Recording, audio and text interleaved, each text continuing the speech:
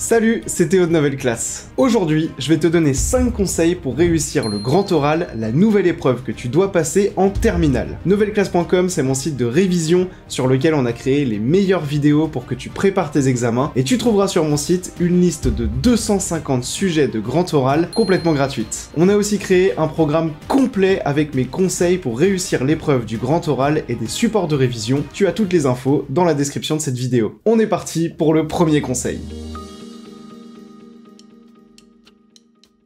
L'objectif du grand oral, c'est de te faire argumenter à l'oral et de te faire défendre un sujet que tu as choisi. Rien de pire que de défendre un sujet qui ne nous plaît pas. Mon premier conseil, c'est donc de bien choisir ton sujet. Il faut que ce soit un sujet qui soit cohérent avec tes choix de spécialité, avec ce que tu aimes et avec ce que tu envisages de faire après le bac. Pour être sûr de ne pas te planter dans le choix de ton sujet de grand oral, tu peux utiliser un support comme celui-ci que j'ai mis à disposition dans notre programme sur le grand oral. Encore une fois, tu as toutes les infos dans la description de cette vidéo.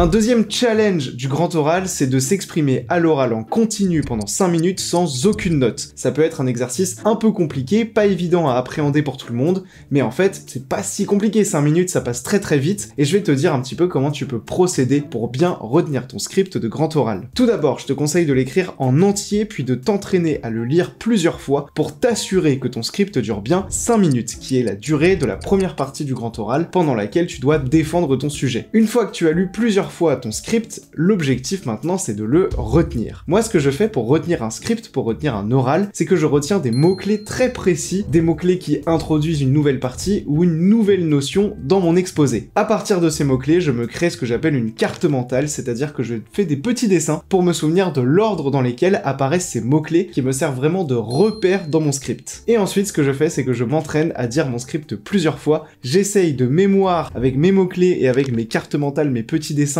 de dérouler mon script, et dès que je bug, je reprends mon script, je le lis, j'essaye de vraiment le mémoriser à fond, et je recommence jusqu'à le connaître par cœur. La grille d'évaluation du grand oral, la voici. Cette grille est utilisée par de nombreux professeurs et ça peut énormément t'aider de la connaître. En effet, sur cette grille, on y retrouve les différents critères d'évaluation et surtout les attentes du jury par rapport à ces critères d'évaluation. Et comme tu peux le lire sur la grille, c'est écrit noir sur blanc ce que tu dois faire pour avoir la note maximale. Imprègne-toi de cette grille d'évaluation pour être sûr que tu coches toutes les cases.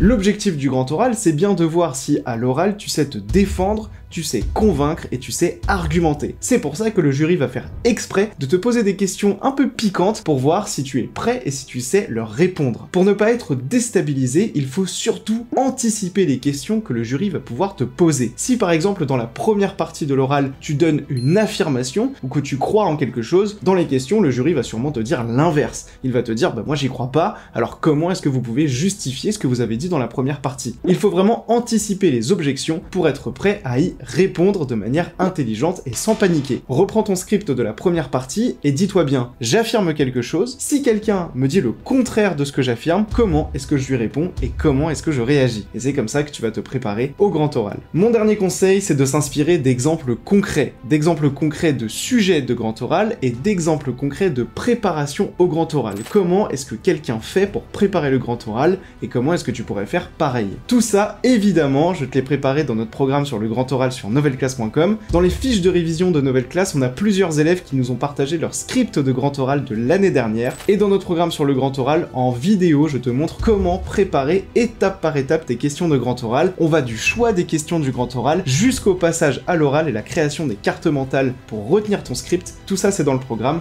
que je t'ai mis dans la description de cette vidéo. J'espère que cette vidéo t'a aidé. Si c'est le cas, n'oublie pas de la liker et surtout de t'abonner à notre chaîne YouTube, c'est super important. Et on se retrouve très vite pour plein de nouvelles vidéos sur Nouvelle Classe. C'était Théo, à très bientôt, ciao!